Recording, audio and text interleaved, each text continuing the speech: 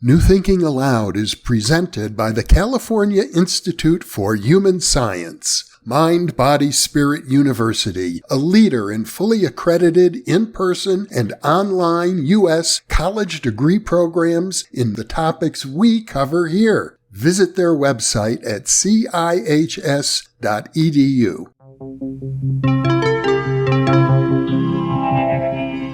Thinking Aloud. Conversations on the leading edge of knowledge and discovery with psychologist Jeffrey Mishlove.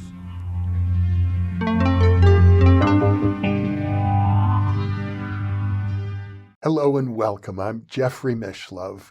Today we'll be looking at the superhumanities. In other words, we'll be looking at philosophy, history, religious studies, and literature through the lens of the paranormal. My guest is Professor Jeffrey Kripal, who holds the J. Newton Razor Chair in Philosophy and Religious Thought at Rice University.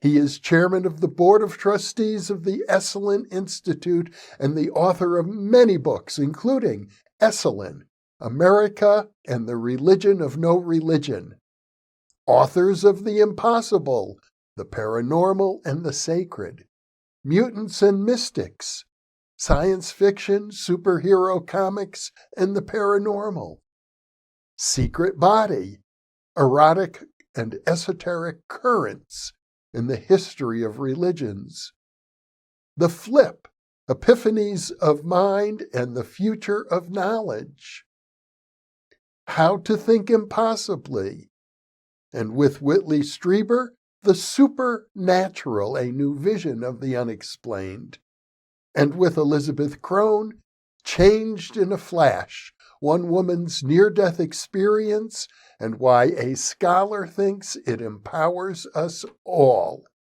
And of course, recently, the Superhumanities. Jeffrey is based in Houston, Texas, and now I'll switch over to the internet video. Welcome again, Jeff. It's a pleasure to be with you. Likewise. Thank you. Thanks for having me back. Well, you know, when I first went through your book, The Superhumanities, I had the impression that what it was about, it was sort of like the sciences shouldn't be the only fields that are entitled to explore the paranormal. You got parapsychology, cryptozoology, ufology. They're all the ologies. But what about philosophy, literature, religious studies, and so forth? Don't they have a role in looking at the paranormal? But I reread your book, and now I'm under the impression I got it wrong, that actually the paranormal has always been deeply involved in the humanities. And the great irony, it seems to me, is that the modern university seems to have suppressed 90% of that material. First of all, obviously the paranormal is just a modern word. We made it up in 1903, and the point of the superhumanities is that altered states and human capacities that we now call paranormal have always been with us, and that most of the great ideas of our intellectual histories have not come from thinking. They have not come from cognitive, syllogisms or logical thought. They've come in altered states, and they've just sort of appeared to people, and then they've written those down in texts and thought about them and turned them into theories and ideas, of course. So there's a kind of prior to intellectual history, and that prior is the history of these altered states and these super states. I mean, by the superhumanities, I don't mean ignore the humanities. I don't mean don't embrace critical theory. I mean embrace critical theory, embrace the categories of gender and race and class and so forth, but also embrace these altered states and these superhuman abilities that human beings constantly manifest and have for as far as we can see back, actually. Your field in particular of religious studies is just filled with stories of mystical experiences, the sacred, the paranormal, from top to bottom. Yeah, that's a long story, but that's what the book is about. It's kind of a long complaint, isn't it? That even in a field like the study of religion, which you would think would focus on these altered states and the sense of knowing that they provide, we generally turn them into social representations, or some attempt to acquire or preserve power or institution. In other words, we look at them from the third person, from outside. We don't look at them from the inside. We don't, in my colloquial language, we don't take them seriously. And by that I mean that first person, interior kind of inside out looking, not this constant outside in third person looking. I have heard it said, I think it was Alfred North Whitehead who said, all philosophy is just a commentary on Plato. And if you read Plato, he seems to be all about altered states and the idea of oneness. And yet I imagine in most philosophy departments, when Plato is taught, that gets glossed over. Well, when Whitehead said that, Plato was still a thing, and most departments of philosophy, at least in the U.S., are not Platonic. They're analytic. They're about human reason.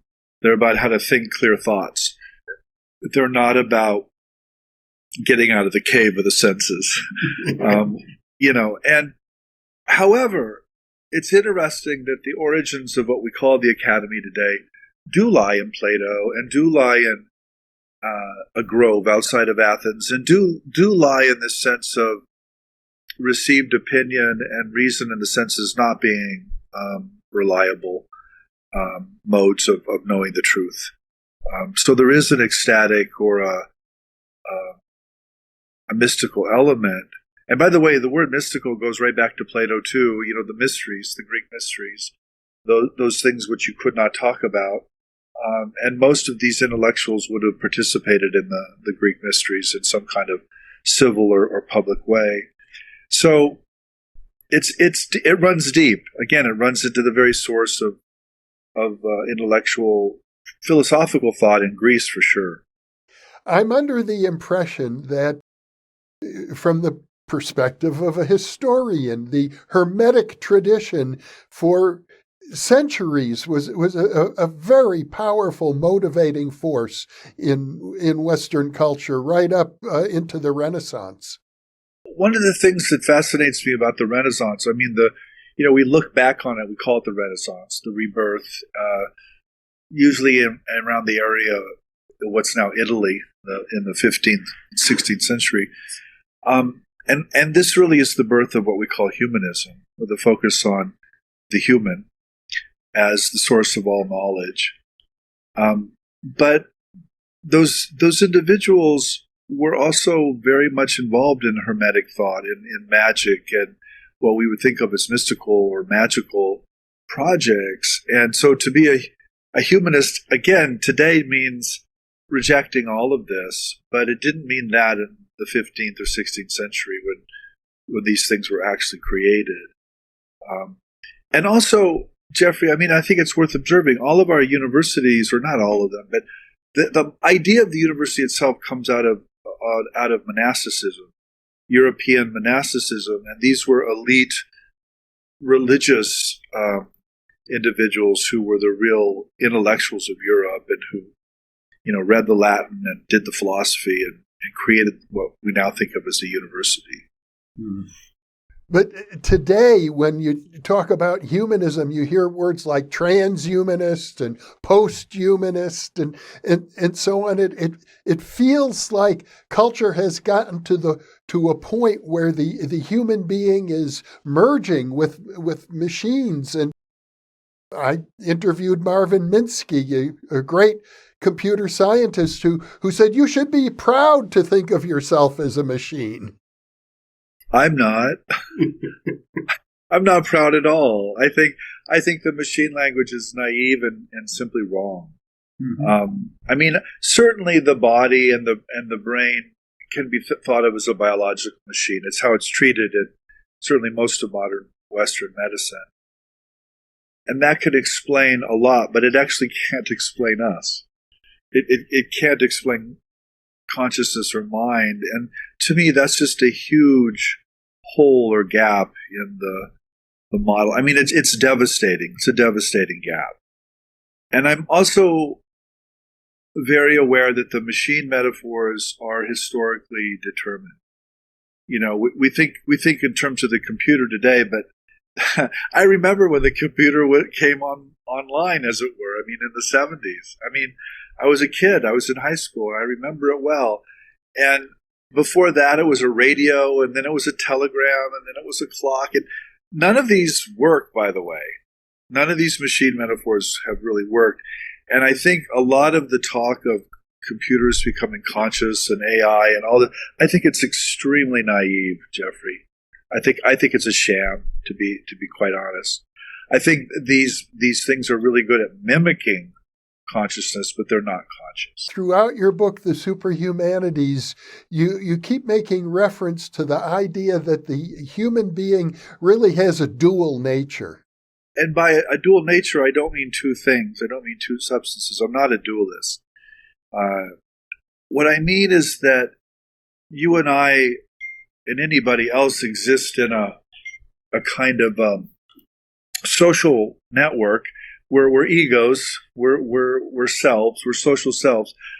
But there are moments in a human life, particularly in moments of crisis or illness or danger, in which human beings have these extraordinary altered states, and they are convinced after those states that they're also something much more than this social ego. And I don't want to define what that more is. I don't frankly know what that more is. I don't have access to it. But I do have access to people experiencing that more and telling us about it. And so I know it's extraordinary. I know it's essentially cosmic. I'll just maybe speak more autobiographically. My entry into this idea was actually as a kid. I grew up in Nebraska, and I went to a Catholic monastic seminary, and I was introduced to Sigmund Freud and the idea of the unconscious, which really was a mind blower, because it was another version of this humanist 2 idea, that there's something about the human being that's not even accessible to consciousness, but that determines the content of dreams, the way dreams work out, symptoms, psychopathologies, that there's something, in Freud's case, it was a kind of aggressive or sexual instinct that was behind a lot of this. Again, that's one version of the humanist 2. But I want to leave that wide open, that expression, the humanist 2. I don't mean Freud. Mm-hmm. I mean to include Freud, but I don't mean psychoanalysis by it. I mean something much bigger by it. So it's just obvious to me that to think of the human being as one state it's just wrong. It's just kind of silly, to be honest. So I don't understand why we think that thought is restricted to that one state of consciousness. I would say much of your book is devoted to Nietzsche and the idea of the Superman having something to do with the superhumanities. There's a number of reasons I talk a lot about or write a lot about Nietzsche. One is that I didn't grow up, I was not trained intellectually reading Nietzsche. I have no Nietzschean background. I was turned on to Nietzsche about 5 or 6 years ago by my graduate students, by the way, whose lives were turned upside down and inside out by reading Friedrich Nietzsche. And that impressed me greatly, because I saw up close the transformation of human beings and human lives by reading someone. And I was like, wow, what did that guy say? What's in those books? So I read a lot of the books, and I was equally blown away by them. For one thing, he's a great writer. Oh my God, he's so funny, and he's aphoristic, and he comes up with great titles, but he also entered all of these states of deification, all of these altered states, spoke openly about his uncanny or eerie or what we today would call paranormal experiences, all of which have been ignored for the most part in the conventional scholarship. Nietzsche is presented today mostly as a naysayer, someone who deconstructs and takes down a particular language game or a particular belief system or a particular culture. But people in general, and there are exceptions. I don't want to make absolute claims here. Generally, the states late in his life are written off as states of badness. Mm-hmm. And I suspect strongly that they were genuine in the sense that they really happened and that he was really trying to communicate something of these states in his late writings. The notion of the Übermensch, or the Superman as it comes into American English, 1903, by the way. It's already anglicized as the Superman. In a British play, by the way. And then the Superman, what we think of as the Superman, the guy in blue tights and the red cape, that's 1938. Mm-hmm. And that's basically for kids, right? Mm-hmm. That's for adolescents and kids. But the Übermensch, or the Superman that Nietzsche did, in fact, write a lot about and thought a lot about, gets picked up by the Nazis and the fascists, particularly in World War II, and becomes really something really horrific. What's so interesting to me is that's the German and the Italian reception, but it's actually not the American reception of Nietzsche. There's a whole nother reception of Nietzsche that's much more positive. And I think what was happening with Nietzsche, to kind of cut to the chase, is that he was experiencing moments of deification or moments of some kind of cosmic mind. And he naturally, like a lot of people, placed those at the end of the evolutionary spectrum. You know, Darwin had just come on into culture 1858 or whenever Origin of Species came out. Nietzsche's experiencing these states in the early 1880s, so 1881 or so, often at a village high in the Alps or high in the Swiss Alps called Sils Maria. And what I strongly suspect is that he was experiencing some kind of mystical state. And he was using Darwin to, again, locate that on the far end of the evolutionary spectrum. And that's what he meant by the Übermensch. That the human sort of sits in the middle. The ape, as he called it, was in the past, and the Übermensch was in the future, and we were all evolving, or the species was evolving towards this Übermensch. And so he didn't even necessarily mean it individually. He meant it as a kind of species-wide accomplishment. And it wasn't something that could be accomplished in the present. It was something that would be realized in the future. Although clearly he thought there were individuals who did experience moments of the Übermensch. And that these, by the way, were often in religion. So Nietzsche's presented as this violent critic against religion, but he loved religious people. And, you know, one of the things he would say is, he said, look, it's like the relationship between coal and a diamond. I'm the diamond, religious people are the coal. So there's clearly, that's all carbon. It's all carbon, but as we say today, but there is this transformation of the coal into the diamond that he was very much about. And by the way, that feat it's also a feat of Superman. The guy in blue tights is crushing coals into diamonds. So why do I write about that? Because I have a fixation on superheroes, an adolescent fixation perhaps, but I also write about it because it's ours. And what I mean by ours is Nietzsche is central to the humanities. And he's a perfect example of what I mean by the superhumanities. I mean, he literally coined the term superhuman, Übermensch, in German. And yet, his thought is integral to the humanist canon. And that's what I mean by the superhumanities. There are these altered states, or these states of deification, or these superhuman states that if you take out, these people make no sense. They wouldn't even write their books if it wasn't for these superhuman states. So there's something about that I think is really important. And can it be misused or received in a negative way? Absolutely. It certainly can be. And that's why we need to talk about it, is because of that. How do we receive these ideas? How do we integrate them into culture? How don't we integrate them into culture? Maybe, I don't presume Friedrich Nietzsche was right about everything. The guy could have been very wrong about all kinds of things. Let's talk about that too. At the end of his life, he was diagnosed as having some severe form of a cataleptic disorder. Yeah.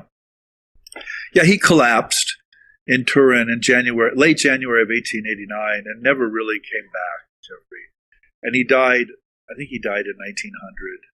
So he was basically just gone, mentally from early 1889 to 1900 for really a decade.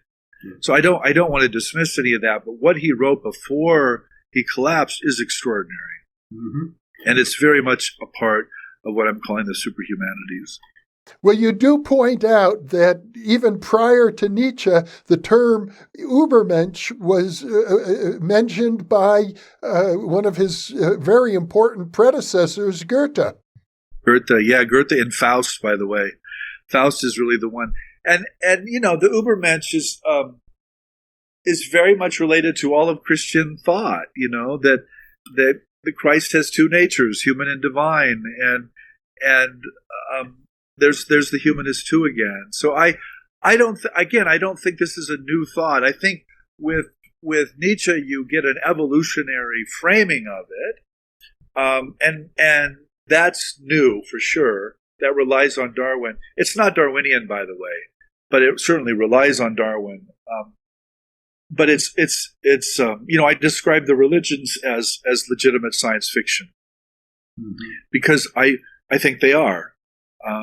I think that's essentially who we are and what we've been doing for millennia, not decades or centuries. Now, I want to make sure I'm clear about what you just said. That's who we are. Yeah. Well, I think we're superhuman, Jeffrey. I think we're very human. We're very messed up. I could use the F word here. We are truly messed up in all sorts of ways. I'm not denying any of that. That's all to be analyzed and thought about and explored. And yet we have these moments in which we're much more than that. And by we, I really mean we. I don't mean me. I don't mean you. I mean it's in the historical record, and that historical record makes no sense if we don't take those superhuman states into account. Yeah. Now, I was surprised to find that you, in your book, while you wrote about Goethe and you wrote about Nietzsche, there was no mention of Rudolf Steiner, who was a scholar of both, a very serious scholar of both Goethe and Nietzsche, worked on their archives in both instances. And today, the followers of anthroposophy, the movement left by Rudolf Steiner, regard him as the embodiment of the Nietzschean ideal of a Superman because of all of his many accomplishments in diverse fields ranging from medicine to agriculture to education and body movement and so forth. Is there a reason that you neglected Steiner in your book? No, there really isn't a good reason, Jeffrey, other than finitude.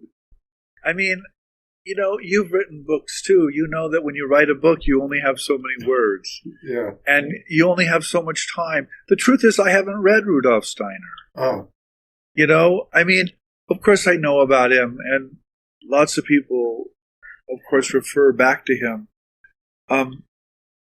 But I just haven't read that literature. That's not in my wheelhouse.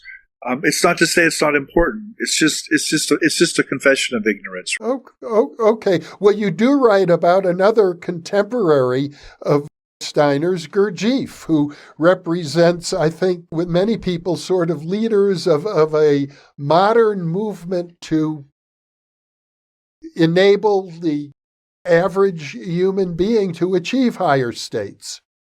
First of all, I tried to read Gurdjieff. I couldn't read him. I mean, if you can read him, good luck. I mean, great for you. I really write about Gurdjieff through the Harlem Renaissance and through the scholarship of John Woodson and the argument that a kind of Gurdjieffian evolutionary esotericism was key to the Harlem Renaissance, to these black writers. So to me, that's a fascinating idea and argument. I suspect it's true. So, yeah, I write about Gurdjieff, but not really, right? I mean, I don't really engage him directly.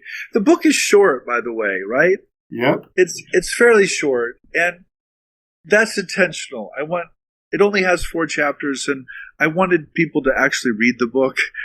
It is jam-packed with information. It was like you go from one exciting development to another, to another, to another. It didn't feel short, actually, reading it, although it is. Yeah. I mean, it's a choice you make as a writer, right? I mean, we talked about How to Think Impossibly before. I mean, that's another fairly short book. And so, yeah, the question is how long or how short to make a book. And of course, reading somebody like Gurdjieff or Steiner, that takes a decade or so, really, not a month or so. And I just really want to be clear about what I know and what I don't know. Okay. Well, one of the points that you make by talking about the Harlem Renaissance is that there's something about Black culture in particular, which is deeply connected to the paranormal in many respects.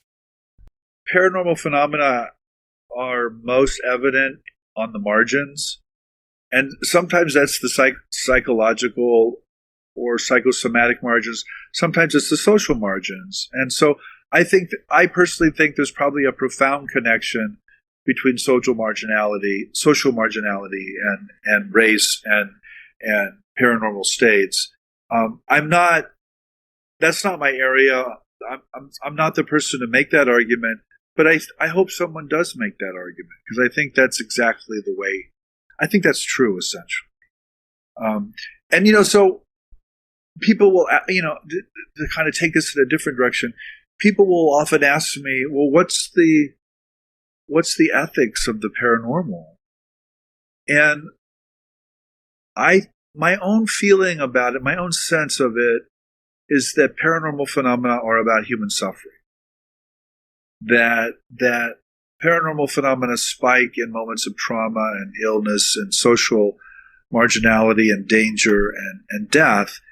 And so addressing these moments is really a kind of healing. It's a kind of struggling with human beings who are struggling, to put it mildly. I also think this gets us into a whole other topic, but this notion of epistemic justice. It's not okay to make fun of people today, except for experiencers, except for people who experience abductions or see UFOs. You can make fun of those. You can talk about tinfoil hats and little green men and roll your eyes and giggle, and there's a snicker factor there. And I guess, well, I don't guess. Why? Why is that? Why do we do that? And I think that one of the arguments of this book is stop doing that. That is not helpful. It's also dishonest. It's contradictory, and it will never get us to an understanding of our superhumanity. I think that's the deeper argument. And so I think with an issue like race and American slavery, I think we need to struggle with that historically, admit it, acknowledge it, work through it theoretically, philosophically, and also look for these moments where the trauma or the suffering does produce these moments of superhumanity that are, I think, as evident in Black people as they are in white people, as they are in brown people, as they are in whatever color you want to name. I don't think it has anything to do with our skin color. I think all human beings are capable of these sorts of experiences, but certain communities and certain cultures, I do think, experience these things more because of their marginality. You do write about a variety of writers, contemporary and some older, who are caught between who they know themselves to be inwardly and how society views them. And there's often a strong disparity there, and at least in a few cases, it leads to some brilliant literature. Amitav Ghosh, are you referring to Amitav Ghosh? I think there are half a dozen instances. There's Rachel Peterson on psychedelics and plants, environmentalism. There's Gloria Anzaldúa on a kind of mestiza or mixed cultural nature and the mixed nature of consciousness itself. There's Dale Allison on New Testament criticism and the altered states he endured and didn't talk about, but then did. It's everywhere. That's one of the arguments of the book, is if there's a significant literary or philosophical or anthropological or scholar of religion, then the chances are very high there are profound altered states somewhere in that life. And those states tend not to get talked about. I'm not arguing that they're foregrounded. Sometimes they're so backgrounded you can't see them. But that backgrounding then produces this, I think, mistake that we make that, these are rare. These are moments of hallucination or silliness. I'm like, no, actually they're not. They're at the core of the New Testament criticism, or they're at the core of the post-colonial or queer theory, or they're at the core of Black theory, or they're at the core of whatever theories you're talking about. These superhuman states lie at the very origin point of those ideas. Now, you didn't write about the situation with the Jewish people, but reading your book, I couldn't help but feel some of the parallels, not personally, but for my ancestors who in Europe were treated as outcasts. Well, I do write about Harold Bloom, right? And, Bloom was very Jewish and came from a Holocaust family and was also an explicit Gnostic. And he doesn't relate the Gnosticism directly to the Holocaust experience, but he clearly sees Gnosticism as a kind of Christian Jewish underground that is really significant. And I think that's a really insightful example of what I'm trying to talk about here. Jeffrey, the other point I'm trying to make, I guess the book comes out of me spending 4 years in a dean's office. Right? Well, yeah, and that's significant because I saw up close and personal why humanists are ignored and why they're not ignored. I saw this over and over and over again. And so I wanted to make a comment. I wanted to write a book, not just about the study of religion, but about the humanities in general, and why they're being ignored today in public culture, but also why they don't have to be, why they can tell a different story about themselves and really be at the core of what people are doing. And the joke I tell, it's a Halloween joke. Halloween just happened, right? Half the kids that showed up at our door were dressed as superhumans. None of them were dressed up as professors of the humanities. Not one. And I'm like, but we invented it. We actually came up with the word superhuman. That's us. That we've got the goods, but we're not using them, Jeffrey. we're not using them. We're in fact denying them and connecting them to all kinds of bad things. And I just think that's a tragedy. I think that's just a terrible tragedy that we're inflicting on ourselves. Well, I couldn't agree with you more. And I find, for example, in my field of parapsychology, even there, the emphasis seems to be overweighted towards the scientific side, towards the statistics and the experimental design and making sure that everything is double-blinded and that the critics won't find any flaw in your study, rather than looking at what it means for the human beings involved. Well, that kind of attempt to be scientific, of course, is prominent in the humanities and social sciences across the board. And I think the scientific method and the sciences in general have just simply overtaken the worldview. And it's circular, isn't it? So you use the empirical method to what? Prove empiricism? It's totally goes around and around like that. But that's where people are. And I guess as the humanist in the room, I'm always like, yeah, but maybe there isn't a mechanism here. Maybe there's a meaning.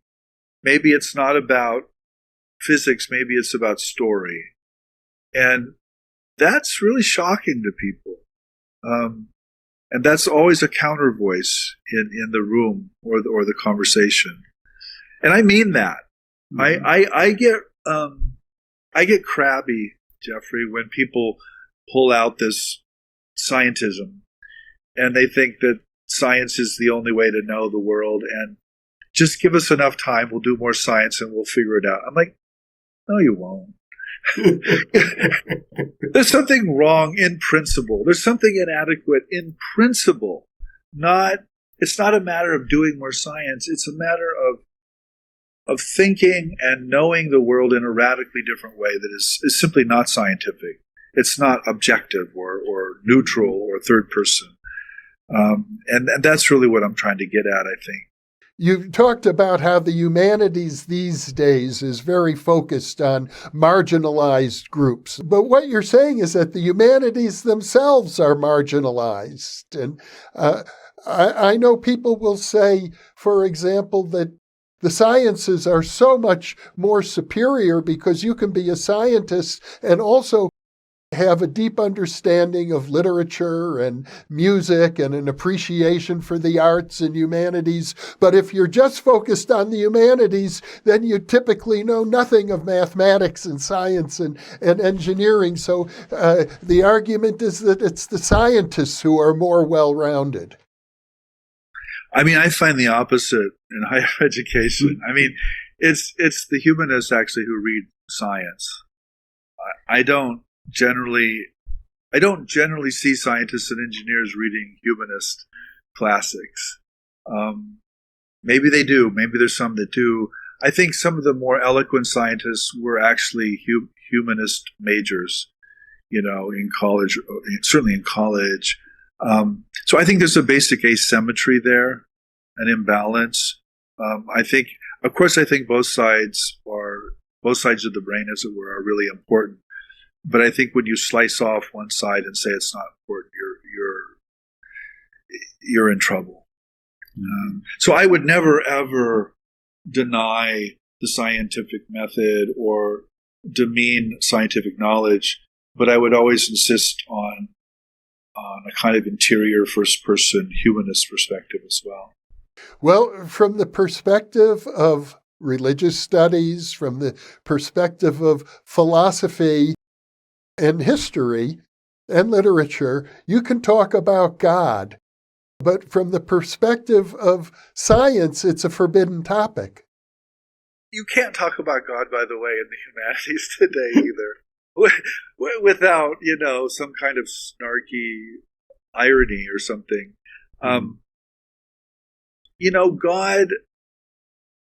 God is important to talk about. And what God is a constant question in certainly mystical literature in general.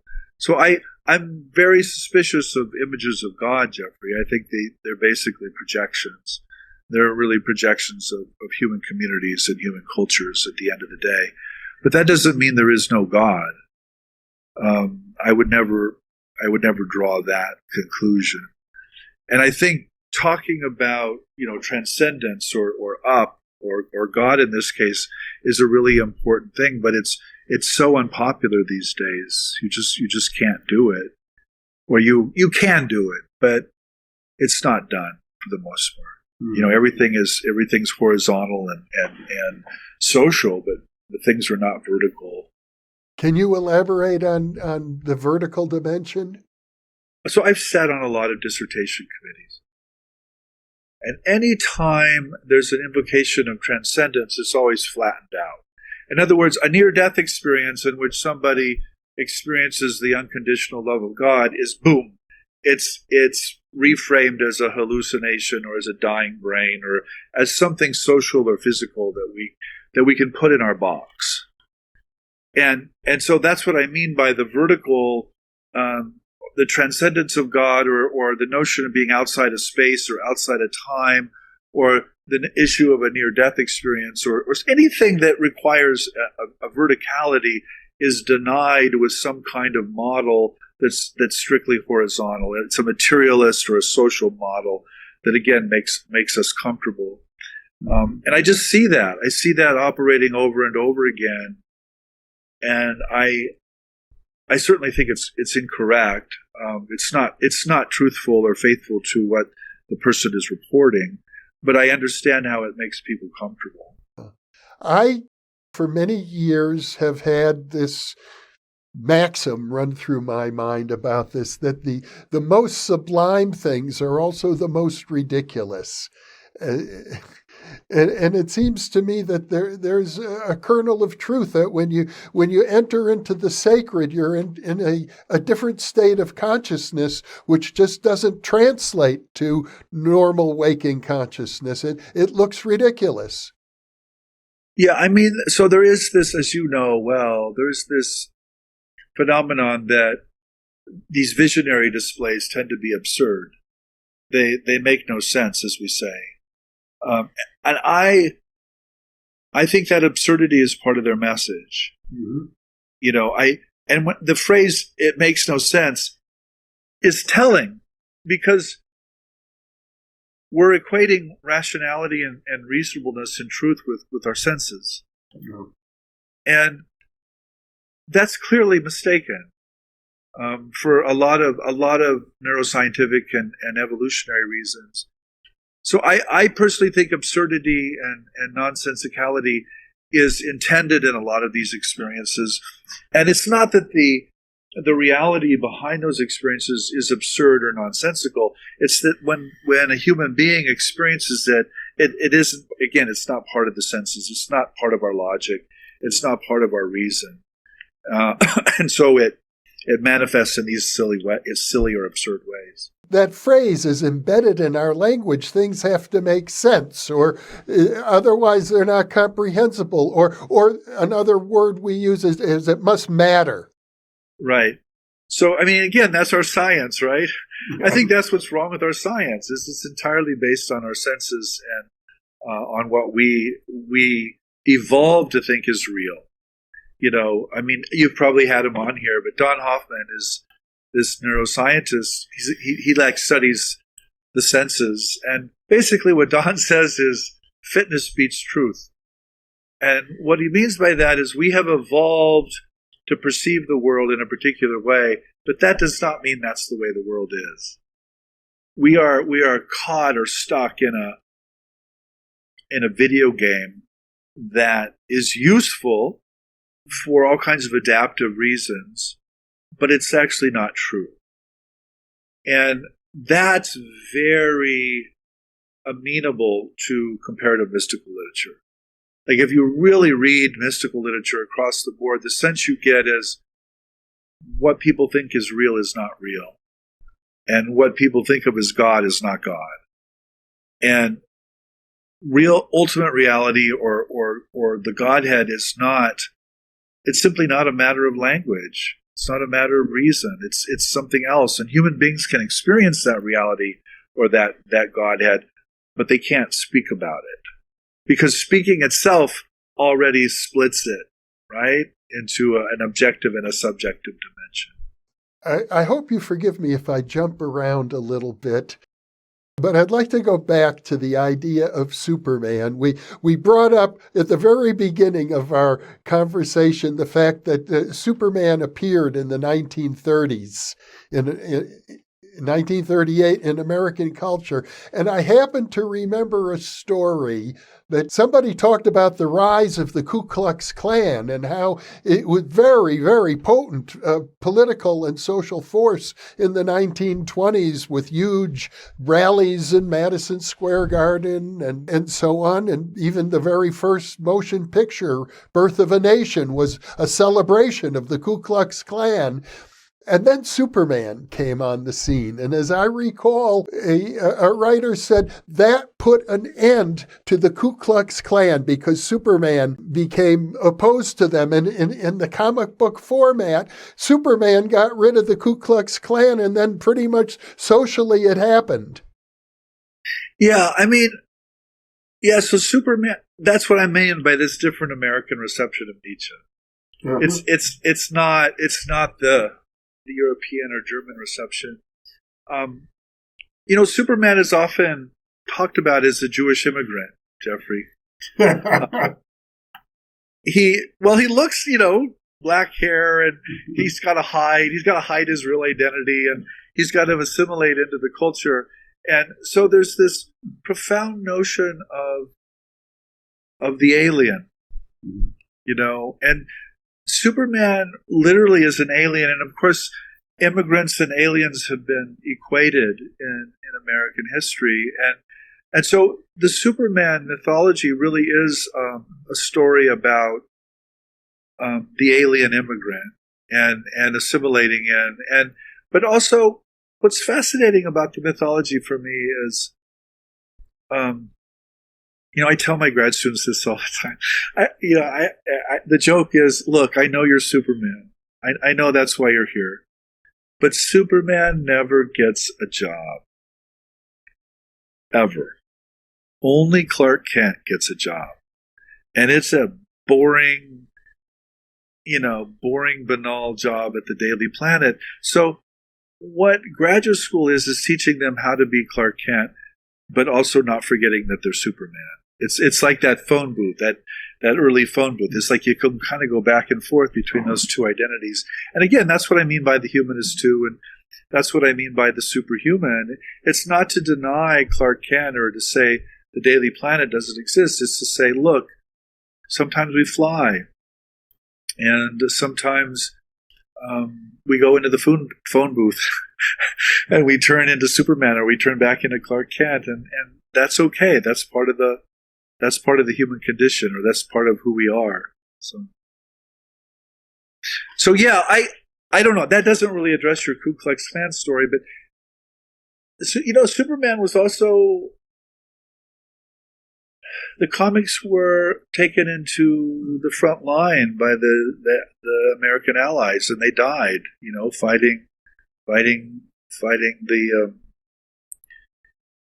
fighting the Germans, fighting the Nazis. And so the Superman mythos had a completely different history of reception on the two sides of the war. Because the Germans, by the way, they were reading Nietzsche. They were reading Thus Spoke Zarathustra. They thought they were being Superman, and the American GIs thought they were being Superman. And so that's the history. That's really what I think we should be talking about. It does seem a little bit ironic that if I think about superpowers, on the one hand, I can go back to the Renaissance and read Shakespeare's Tempest, which seems filled with hermetic wisdom. And then today we've got comic books. Is something lost in the translation? Or Well, I think we always had... I grew up Roman Catholic, Jeffrey, and I think the saints have always been superheroes. Mm. And a lot of if you go into a Catholic bookstore, it's pretty gnarly. There are lots of holy cards and statues, and it would make a lot of people cringe. I think the nature of it, but it's very familiar to me. And when I go into a comic book store, by the way, I think of Catholic bookstores. Mm-hmm. I mean, it's a very similar kind of feel. It's like, yeah, we're worshiping these people because why? Why are we Why are we doing this? I don't know.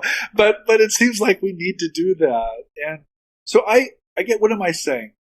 I think the superhuman has always been popular and has always been part of the folk traditions, is what I'm trying to say. I think with Shakespeare, or what became Shakespeare's plays, those took on a kind of elite status. And yeah, you have these abilities and phenomena in them, but you don't. Nobody could read, by the way, or very few people could read, by the way, in the 17th century. I mean, 4% or 8% or whatever number it is. Not many people could read. But people could worship a saint, or people could revere a rabbi, So this is why I call religions legitimate science fiction. They're ways that human beings have interacted with these abilities, and I think have done so fairly deeply, actually.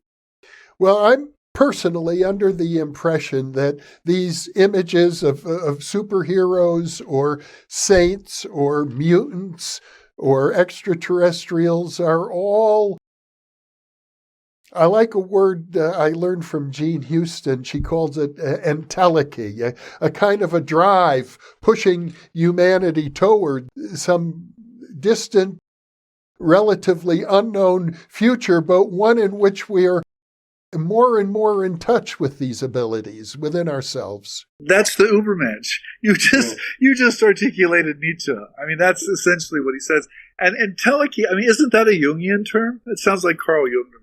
It could well be. I'm not sure where Jean Houston picked it up. I mean, it seems to have a Greek origin, and I think she referred to it as sort of a pull towards a future destiny.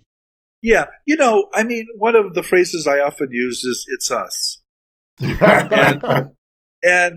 I mean that. I mean, I do think all of these entities that you just named off are us.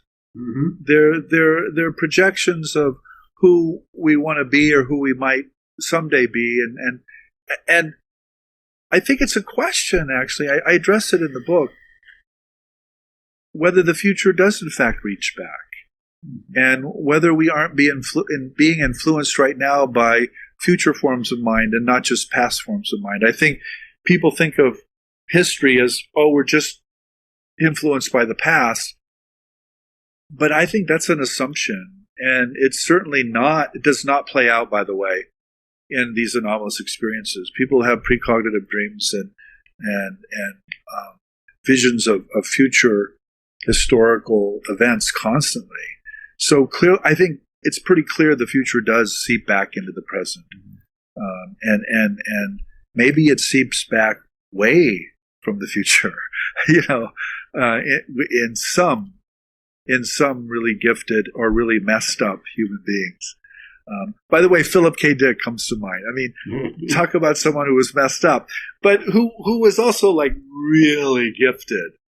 And super tied in or super connected to these future forms of mind that he really did believe were speaking to us through his science fiction. Before we close, I think we should comment on Nietzsche's notion of eternal recurrence. You do focus on that quite a bit in your book, and it seems very apt given our discussion of precognition. There were two final teachings that Nietzsche had. One was the Superman or the Übermensch. The other was the eternal recurrence of the same. And he was completely convinced of both. And what I do with the eternal recurrence of the same is I interpret it through what's called the block universe. And this is not Nietzsche. I want to be heard here. This is Jeff interpreting Nietzsche. But Nietzsche's really writing in the 1880s. He's really writing at the very beginning of modern geometry in a kind of non-Euclidean space. And the block cosmology really hadn't been proposed or thought about yet. The block cosmology is essentially post-Einstein. And what it basically says is that the universe is one gigantic thing, and that the past, the present, and the future already exist. They've already happened. And that what we are doing is we're moving through this block. So Jeffrey and Jeff are in, this relative point of space and time, and we're moving through it. But actually, the future already happened. And Nietzsche's notion now of eternal recurrence is actually a very traditional view of time. It's that everything has already happened, and that there's like this eternal recurrence. You do the same thing over and over again in a gigantic circle, as it were. And what I do in the book is I say, look, if you think about that doctrine in the context of the block universe, everything is in fact happening over and over again. Everything that Jeffrey Mishlove did yesterday is still there and is going on again and again and again. And everything that Jeffrey Mishlove will do tomorrow is still there and will go on again and again and again. And so and then I cite all these people who have had these altered states that involve precognition, and they basically say this. They basically go there, and they basically say, look, I had this view of what I was going to do the next day or in 3 years, and it turned out it was exactly right. Therefore, the next day or the 3-year period, it's already happened, and I'm just moving through it. And so I think I'm just trying to reignite Nietzsche again and say maybe he was right about both things. Mm-hmm. But maybe he was right in a way he could not imagine because the time wasn't right. And I guess that's the other thing I'm trying to say in the book is science really does matter here, because you can't really imagine evolution, by the way, before Darwin, and you really can't imagine space-time before Einstein. And now you can. So that's going to change how people have a near-death experience or how they're going to have an altered state, is this understanding of the natural world that we're in. Well, it certainly gives us a lot of pause to think about the block universe and its implications for who we are today. The first thought people have is, well, that denies free will. And I'm like, no, it doesn't. Mm-hmm. It just means your free will is relative to your place and time. And so what I always point out is, look, when you look back in the block universe, all those acts, all those decisions have already been made. They're determined. They're written into the block, and you don't say that you didn't have free will. But for some reason, when you turn around and look to the future, you suddenly say, I don't have any free will. Because I'm like, why do you do that? What do you think? Do you imagine you're just on the wave of all cosmic space and time? Are you really that narcissistic? Why? Why isn't the future as laid out as the past is? And so what? It's free will is relative to your body and your brain, but it's probably not so on a bigger picture. Jeffrey Kripal, this has once again been a very enlightening conversation. I know we could talk for decades, as you do in your work, about the humanities and the rich tradition of the paranormal that's infused throughout the humanities and largely, for whatever social reasons, discarded in contemporary culture. I think we both agree that that's an imbalance that needs to be corrected. Yeah. I'm just trying to think out loud, Jeffrey.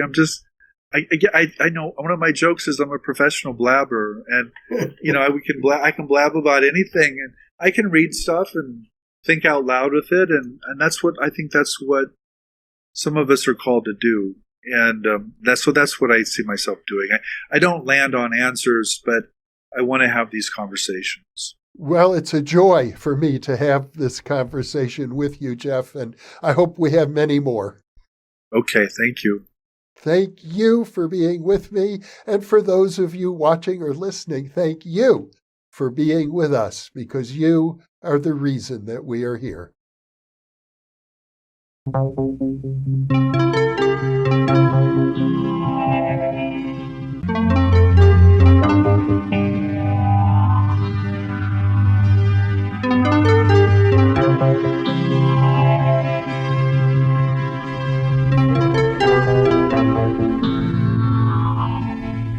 Book 3 in the new Thinking Aloud dialogue series is UFOs and UAP, Are We Really Alone? Now available on Amazon. You can now download a PDF copy or order a beautiful printed copy of issue 6 of the new Thinking Aloud magazine.